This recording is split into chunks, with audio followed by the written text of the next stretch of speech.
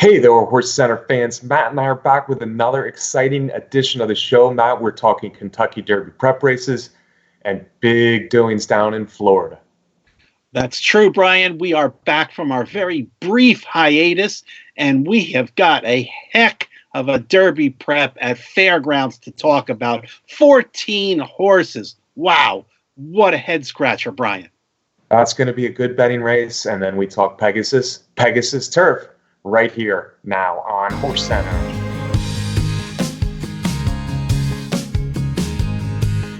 Welcome to another edition of HorseCenter, everyone. I am Brian Zipsy, and as always, I have the outstanding pleasure of being joined by my co-host to the East Coast. That's Matt Shipman. How are you today, Matt? I am good, Brian. I was enjoying the summer-type weather in New Jersey last weekend.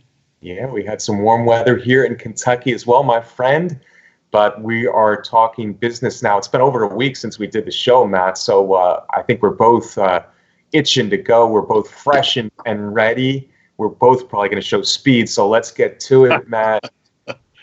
14 of them are in Saturday's Lecomte at the Fairgrounds, Matt. Real quick, Kentucky Derby, the official Kentucky Derby winner from last year, the Preakness winner from last year, Matt, they both prepped for the Kentucky Derby at the Fairgrounds.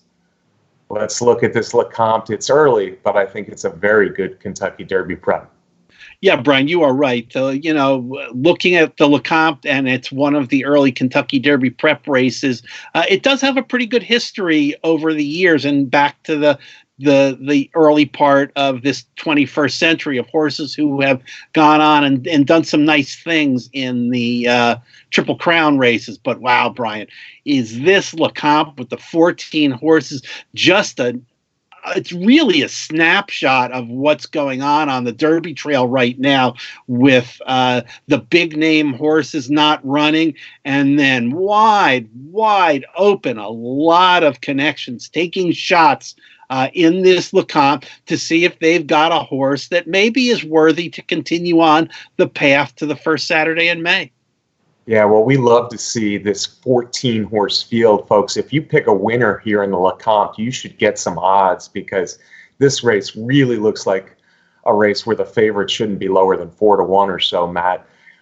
I'm looking at this race, and sometimes there are horses where you can just say, well, okay, they're trying this, and they'll be down in allowance company soon enough. But out of these 14, I tell you, there's a lot of horses here who have potential to move forward on the Kentucky Derby Trail. So it makes for a really interesting race, an interesting betting race. Trying to pick a winner is not easy, but let's try to do it, Sarah. How about we start from the rail? Because I think we need to start with Finnick the Fierce. A son of Dialed In. He was a bomb on the odds board in the Kentucky Jockey Club last time, a sloppy edition of the Kentucky Jockey Club, but he was making up gobs of ground down the stretch, Matt. I'm not sure why he was quite so high. His first two races weren't bad. The son of Dialed In rallies every time. Finnick the Fierce breaking from the rail. Yeah, Brian, like you said, he fits in with a whole bunch of other horses in here. His speed figure from that second place finish in the Kentucky Jockey Club is right around what everybody else had.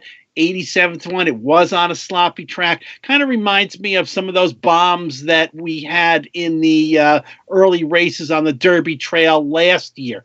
Certainly going to be a good price again. Not close to that 87-1 for sure, but a horse that I can't throw out. But for me, not one that's going to be high on my list. I might like him a little bit better than you, Matt. Of course, his sire Dialed In.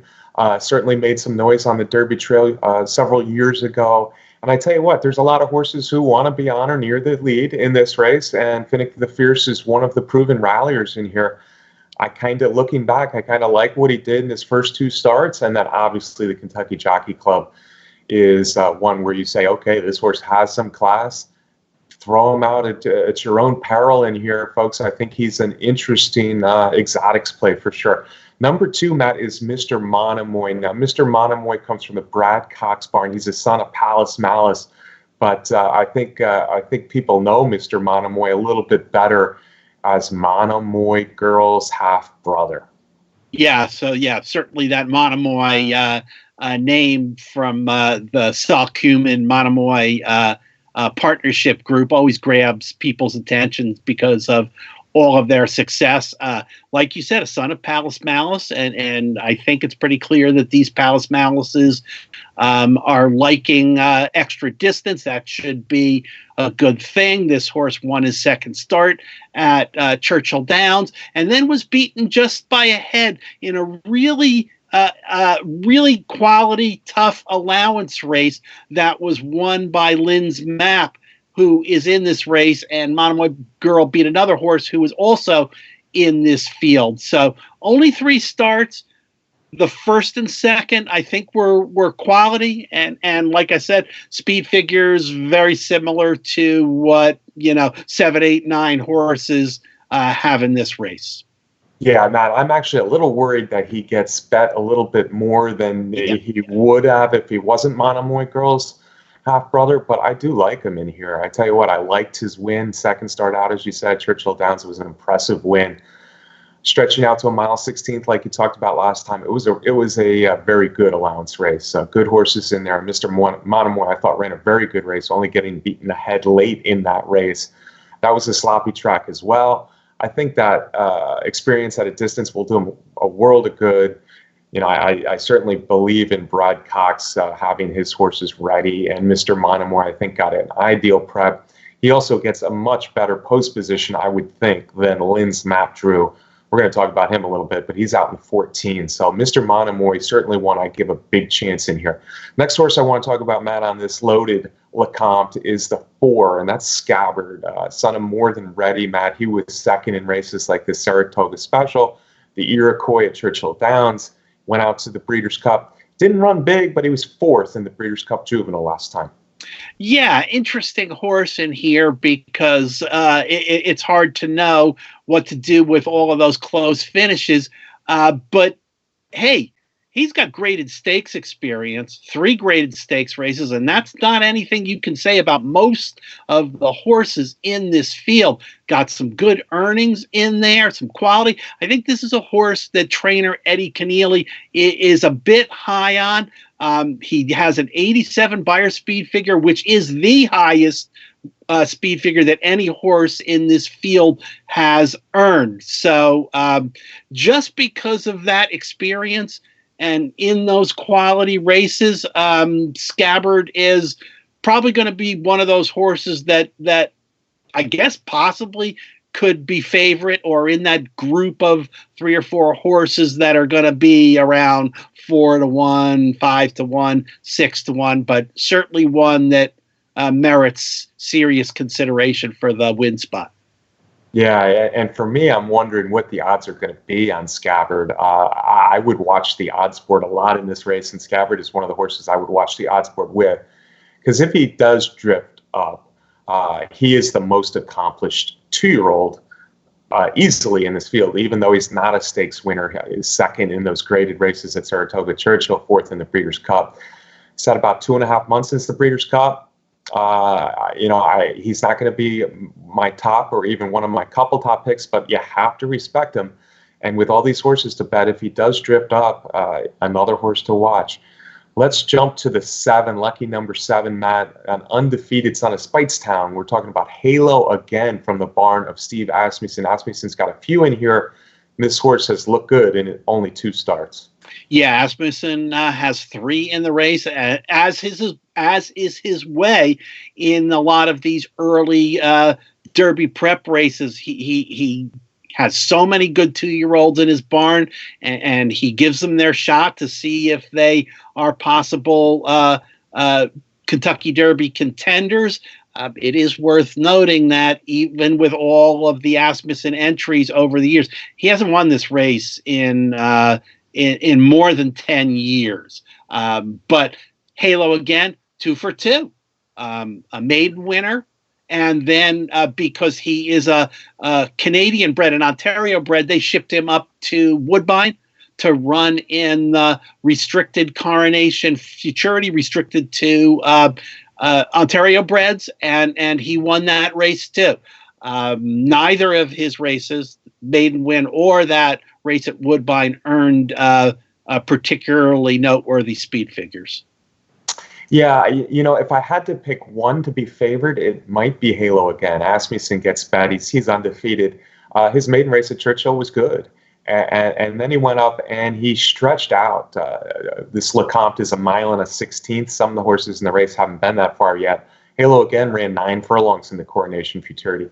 Matt said it's restricted. Yeah, but it is one of the bigger 2-year-old races up there in Canada. A lot of horses looking ahead to the Queen's Plate will run in the Coronation Futurity, a race with a rich history up there in Canada. But on the other hand, you just don't know how that class is going to translate here. But a lot of these horses are stepping up in class in this Lecomte, and Halo again is another one. Again, he's not going to be one of my very top picks, and I fear he might be the favorite, but a horse you certainly can't throw out. Matt, I think the 10 is a horse you like, a very well-bred son of Tappet named Enforceable. Yes, very well-bred horse, and an experienced horse from the Mark Casse barn. The dam, Just Whistle Dixie, is one of those blue hen mares who has produced some great horses, produced New Year's Day, a Breeders' Cup winner, and most recently it has gotten fame as the sire of Maximum Security. Also, Just Whistle Dixie also produced Mohaymen, who was 4th in the Kentucky Derby in 2016. Enforceable was a high-priced yearling and a Saratoga maiden special weight winner. And as I said, from Mark Casse barn, 6 races, and that's what Casse does. He races these horses. They come into big races with experience, and experience in these kind of races is important. I think for various reasons that we mentioned, like with Mr. Monomoy and the Brad Cox connection and the name, Enforceable may be one of the ones that is a little bit of a better price from the win contenders, and has some experience, 4th in jockey in the Kentucky Jockey Club. So he's going to be my top pick. Yeah, interesting, Matt. You do like him a little bit more in here. Experience, yes, but on the other hand, maybe that experience isn't a good thing because he's had 6 tries and he's only won once. He seems to be rounding into better form, as you might expect a horse with that breeding. Just Whistle Dixie, by the way, was a really nice filly back in the day herself. Enforceable is coming off some decent efforts in graded stakes racing, 3rd at Keeneland in the Breeders' Futurity, 4th in the Kentucky Jockey Club, on that sloppy Kentucky Jockey Club. So he's been here, done that. I do worry that maybe he isn't moving forward enough to be as good as the breeding might suggest. You're right. I don't see him as the favorite here. He might be one of those that ends up closer to 10-1 than 4 or 5-1. So watch the odds on him, and he's one that should be running a little bit late in the race too, if the speed is tiring. Enforceable, an interesting horse for trainer Mark Casse. Speaking of interesting horses, let's talk about Joe Sharp's entry in here, the 13 Sycamore Run. Sharp, of course, had some real success a few years ago at Fairgrounds with Gervin. This is a son of Street Sense. He's only run once. Gervin was inexperienced back when he started the Derby Trail at Fairgrounds and really picked it up quickly. Sycamore Run looked like a runner in his only race, a maiden win at Fairgrounds. Yes, an impressive first-time debut runner for Joe Sharp, and Sharp has his horses ready to go at the Fairgrounds. He's way up. He's up near the top of the trainer standings there this year already, and was also a contender for the top trainer last year. I liked Sycamore Run's effort in there by Street Sense. He's going to have to stretch out from 6 furlongs to the 1.16 in here. And I really probably would have liked him a little bit more if he wasn't in the 13 hole, but I think he's got some speed. He could come out of the gate running and maybe overcome that. Yeah, the street sense part of the breeding suggests he can get 2 turns, but just coming out of that maiden sprint and now getting the 13 hole against this field at a mile and 16th, he will have his work cut out for him. But as we've said, Joe Sharp has done things like this before, especially at the fairgrounds. Number 14, another horse who could vie for favoritism, but on the other hand, Matt, he's in the 14 hole. That's tough. Talking about Lynn's Map out of the first crop sire, Liam's Map. This is also a Mark Cassie trained horse, and he's been very good in his 3 starts to date. Yes, Brian, and we talked about that allowance race earlier in the card when we were talking about Mr. Monomoy.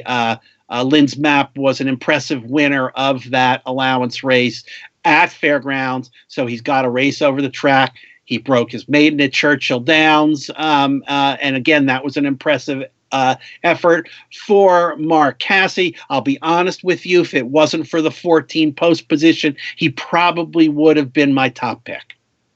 Yeah, I like that allowance race. I mentioned a little bit before. I think Lynn's Map and Mr. Monomoy are both horses with a future. And frankly, I like this of the Cassie runners. I like this one a little bit better as far as what he might do this spring. But having said that, the 14 hole, just like you, worries me. For that reason, I do like Mr. Monomoy. They're very similar in both their past performances and how close they were in the last race. But Mr. Monomoy gets the 2 hole. Lynn's Map gets the 14 hole today. I'm going to make Mr. Monomoy my top choice, Matt. There are, we've mentioned 7 already, and there's 7 other horses, and most of them you just can't throw out in this field. Anybody else you wanted to really mention as we talk Lecomte? I just want to mention the 9-horse Silver State. I think there are people that like this horse. This is another one of the Asmussen horses, sired by Hard Spun, was a debut winner in a dead heat at Churchill Downs, but then came back to run second in an allowance race. Both those races earned the exact same speed figure in there. I think he might, my negative feeling on Silver State is I think he might get bet a little bit out of some of these horses that we mentioned that are worth considering in there. But all in all, this is a fun betting race. I'm going to take a shot in here and put some of these top horses that we mentioned in some exactas with some bigger prices, in trifectas with some of these bigger prices. I don't know if I'm going to invest a lot of money, but I'm gonna take some shots here and there. Yeah, and Matt's on Enforceable, who should have some odds. I'm on Mr. Monomoy, who I hope has some decent odds. We didn't mention Shake Me Up, a son of Shackelford, who I think could step up a little bit. New Eagle set the pace and held on well in the Kentucky Jockey Club last time. Jack the Umpire, kind of like that name, Jack the Umpire. He's been hot at Delta Downs down there in Louisiana, making a step up. Accession has been a hard knocker. Perfect Star's been winning on the turf. Just a very deep field. Enjoy the Lecomte, 14 horses. Again, I'm on Mr. Monomoy. Matt's on Enforceable, but wide open races you're ever going to see. Maybe not so wide open. That'll be the big race a week from Saturday. Of course, I'm talking about the $3 million now, $3 million. The purse reduced to $3 million at Gulfstream Park. Is the Pegasus World Cup 2020 just really boiled down to a rematch of the Breeders' Cup Dirt Mile, sir? I think those two, and you, of course, Brian, you're referring to Omaha Beach and Spun to Run. I think those two are definitely the top two, a clear-cut top two in there. I see a couple others that are worth considering. Tax has done some good things in the past. People have liked that horse, and trainer Danny Gargan can be dangerous with that horse. So also you've got Higher Power in there, who won a big race out in California, but Omaha Beach and Spun to Run seem like the top two. I don't know what to think about, the little bit of a hiccup with Omaha Beach last week, some heat in the hoof, but then he came right back and appeared to be perfectly fine in his workout the other day. I guess we shouldn't be concerned about it, but I am a little bit, Brian. And also, the Pegasus people updated the invitation list and invited a few new horses to possibly be in the field the other day. Bodie Express, tenfold mid-court being added because they took some horses off that they know are not going to be there. Maximum Security, McKinsey, several others who are pointing to the Saudi Cup. But bottom line is the connections have to commit by Friday morning if they want their horse to go in the Pegasus. Yeah, well, let's start with the top two, Matt. That was a mouthful from you, and I appreciate it. But let's start with the top two. The Breeders' Cup Dirt Mile, Spun to Run, was one of those horses certainly considered, certainly one of the horses, well, if Omaha Beach is to be beaten, Spun to Run has got a chance to do it. He did it. He did it in an impressive front-running fashion. Omaha Beach was a little farther back than we thought. And remember, Omaha Beach only had a 6-furlong race under his belt after a long layoff. But Omaha Beach, once again, off that stylish win in the Malibu to close out 2019, Omaha Beach will once again be a heavy favorite in the Pegasus. Unfortunately, I do think Omaha Beach is the horse to beat. And I say unfortunately, of course, from a betting perspective. I think, you always want to beat the favorite, but I think Omaha Beach is the horse to beat. Unfortunately, as well, he will be retiring after this race. The son of Warfront has been terrific in his 3-year-old season, and we didn't get to see him run in the Triple Crown, and now we won't get to see him run as a 4-year-old. I think the owner, Rick Porter of Fox Hill Farms, is a little bit regretful that he won't have his horse on the track, but he made the deal with Spendthrift, and they're following through, so he'll be at Spendthrift Farm soon. But before he goes, he gets another shot at Spun to Run. The addition, you did mention the addition of Bodie Express to this field. I think that adds speed and probably makes life a little bit tougher if Spun to Run is going to try to do what he did in the Breeders' Cup Dirt Mile. Remember, Spun to Run came back after the Breeders' Cup Dirt Mile as well. He was beaten in the Cigar Mile by Maximum Security. Not much of a black mark on his records, but it was a good effort, but showed he wasn't quite up to Maximum Security that day. And I think the thought here, and I kind of agree with it, is Omaha Beach can turn the tables on Spun to Run. Yeah, I think that's certainly the case in there. And like you said, Omaha Beach is the top choice and will probably be my top choice also in the Pegasus. Also, there's the Pegasus Turf Cup also, and that has got a long list, Brian, of possible invitees in there. Some of the very familiar names that had been running in the male turf division in the summer and the fall. Yeah, absolutely. And we're going to talk more about the Pegasus Turf in just a minute. A couple other names I want to throw out for the Pegasus World Cup, though, Matt. Okay. Higher Power, I'm not big on it. I think Sadler's better older horse is Gift Box, and I think coming across the country, Higher Power maybe as the third choice in here. I'm not going to be on him. I do like Danny Gargan's horse a little bit. Tax, he's had one race of recency, I guess you'd call it, when he came back and ran second in the Discovery. That's been a little while now, but I think Tax is still a classy horse who likes 9 furlongs, could make some noise in here. Math Wizard, how about the role Safi Joseph has been on down at Gulfstream Park, and he might be a horse who can pick up the pieces. I want to mention a bomb in here. We're going to talk about this Pegasus more next week, of course, but Diamond Oops, Matt, he seems like he always has good odds in these big races, and he keeps running well, and I'll tell you what, he likes Gulfstream Park. Yeah, he does. The distance might be a question in there for Diamond Oop. Primarily a sprinter, but threw in a good effort on the turf going a mile at Keeneland in the fall. A little bit more about Math Wizard. I think at this point for Safi Joseph, the Saudi Cup is the primary goal for Math Wizard. I don't expect to see him in the Pegasus. Yeah, that's good information. I know they've been talking about him more, but I thought the Pegasus was still under consideration, especially for streaking trainer down there at Gulfstream Park. All right, let's jump to that Pegasus Turf that Matt started to talk about, Matt. It's a mile 3/16. It's the second year. The first year of the Pegasus Turf was won by a horse that we both assume is going to be the horse of the year, Bricks and Mortar. So what does this Pegasus Turf do for an encore in year 2? Well, I think it's a very, very different race, Brian. It is not a race where you've got, and at least it sure doesn't seem like, where you have the eventual horse of the year in there.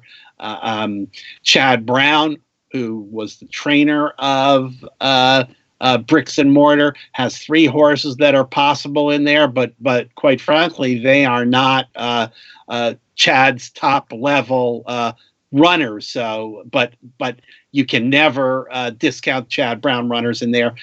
Lots of other names that we're familiar with: Arklow, Sadler's Joy, Mo Forza, Magic Wand is supposed to come over for Aidan O'Brien from Europe. Next shares for Richard Baltus.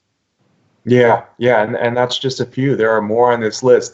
This almost has the feel of the Lecomte a little bit in a very wide open nature, and a lot of horses has been added to this list of late. Synchrony, another nice horse who's been added to this list of late. Magic Wand, Globe-Trotting Mare. We're going to have more about her both on the pages of HRN and next week as we preview this race. What a crazy amount of travel she's done, but she keeps running well for trading Aidan O'Brien, as you mentioned.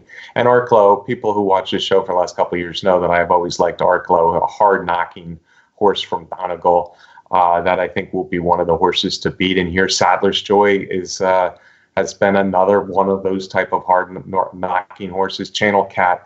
Yep. And then you got Mo Forza, and Mo Forza might be the most interesting horse in this race. Remember, Bricks and Mortar was not Bricks and Mortar this time last year. It developed over the year, so he really popped up here and then just built momentum all the way through the Breeders' Cup Turf. Mo Forza's won 4 in a row out in California, including 3 straight graded stakes. So he's a new 4-year-old. He'll be the youngest horse in the race, but an impressive horse. So bottom line is this Pegasus Turf is going to be a fun race, and I think it'll be a fun betting race, Matt, where the Pegasus might be more the Omaha Beach Spun to Run show. So we're going to preview both the Pegasus and the Pegasus Turf next week here on HorseCenter. But before that, we still have one more show to do this week, Matt. Since we were away last week, we're going to do a Kentucky Oaks Top Contenders early preview for the Lilies first Friday in May. So that'll be fun. We'll do that later in the week. So Matt, let me get a parting shot for you as we move closer to the Kentucky Derby. Yeah, we're getting closer to the Kentucky Derby. Certainly calendar-wise, I'm not sure that the Lecomte is going to give us Kentucky Derby, a major contender for the Kentucky Derby. But wow, what a betting race with 14 evenly matched horses in there. So good luck taking a shot in Louisiana. Yeah, good luck with that. We want to thank our great producer, Brett Workman. We also want to thank our excellent sponsor, the best contest site out there, Derby Wars. Folks, if you haven't yet subscribed to our YouTube channel right here on Horse Racing Nation, please do so now. Matt and I wish you a good week here on HorseCenter. We appreciate you watching every week. And again, we'll see you soon with the Kentucky Oaks show. And then next week, we got Pegasus Turf.